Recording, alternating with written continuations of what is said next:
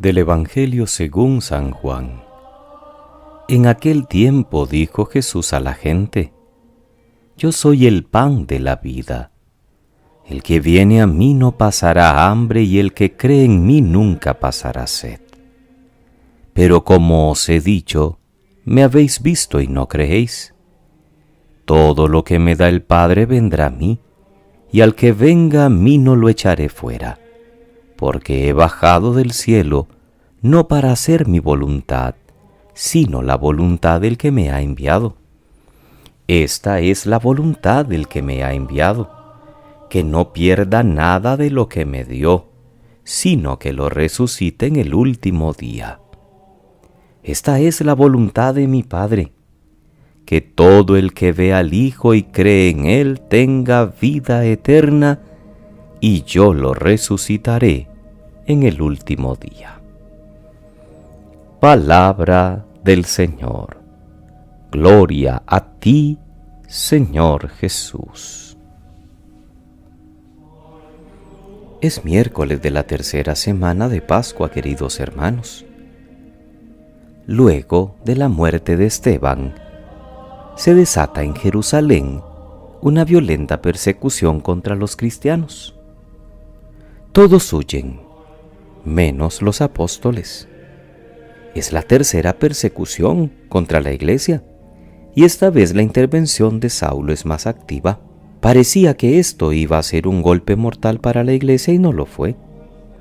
La comunidad se hizo más misionera y la fe en Cristo se empezó a extender por Samaria y más lejos, pues aquellos que huían iban difundiendo la buena noticia.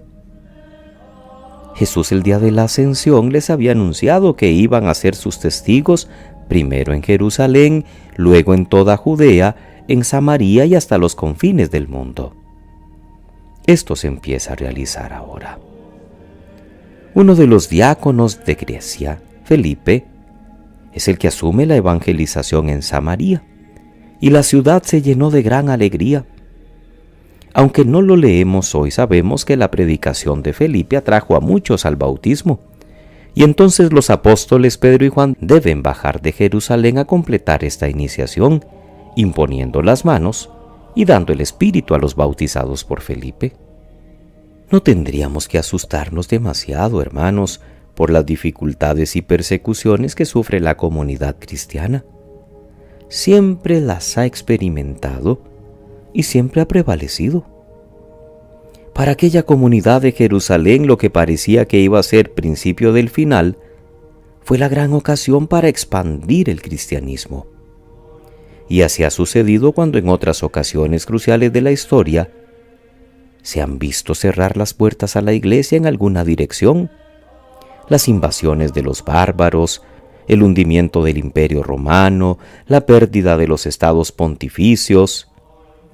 Siempre ha habido puertas abiertas y el Espíritu del Señor ha ido conduciendo a la iglesia de modo que nunca faltará el anuncio de la buena noticia y la vida de sus comunidades como testimonio ante el mundo.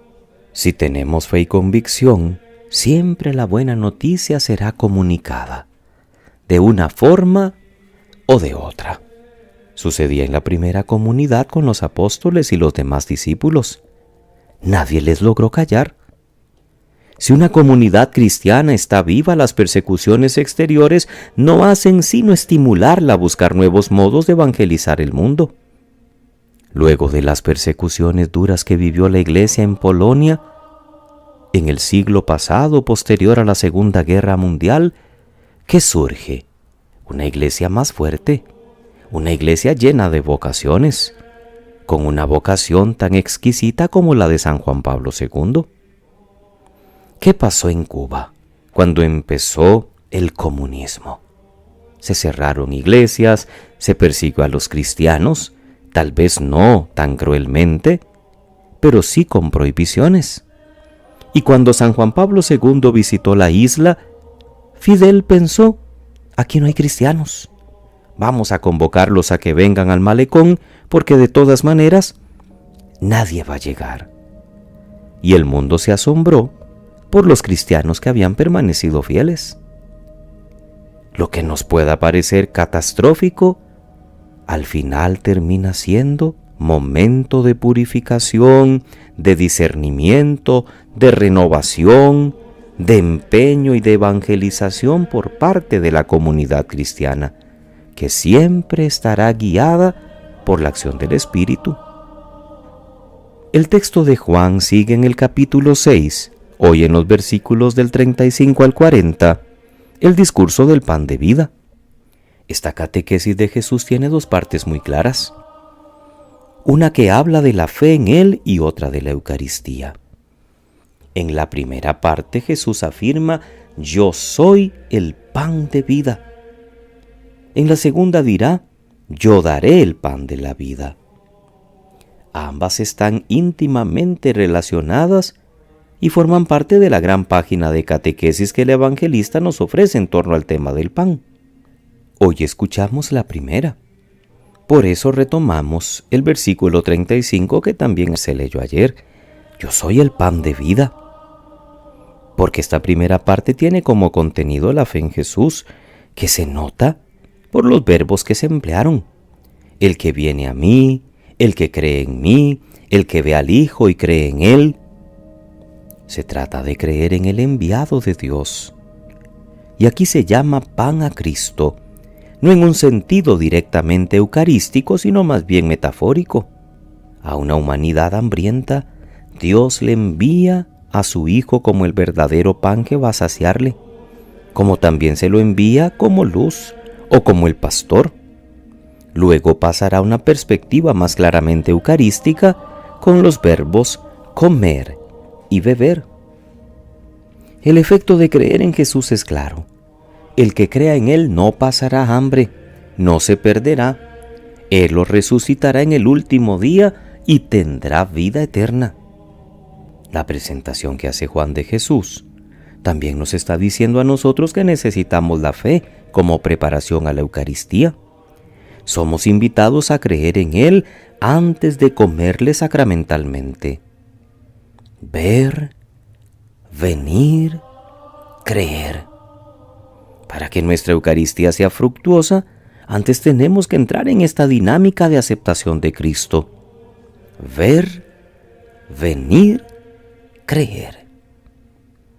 Por eso es muy bueno que en cada Eucaristía, antes de tomar parte en la mesa de la Eucaristía, comiendo y bebiendo el pan y el vino que Cristo nos ofrece, seamos invitados a comulgar en Él en la mesa de la palabra, escuchando con atención la palabra que se proclama y aceptando como criterios de vida los de Dios. Es el mismo Cristo el que nos prepara a comer y a beber el alimento eucarístico, que primero se da como palabra viviente de Dios y luego en la fracción del pan.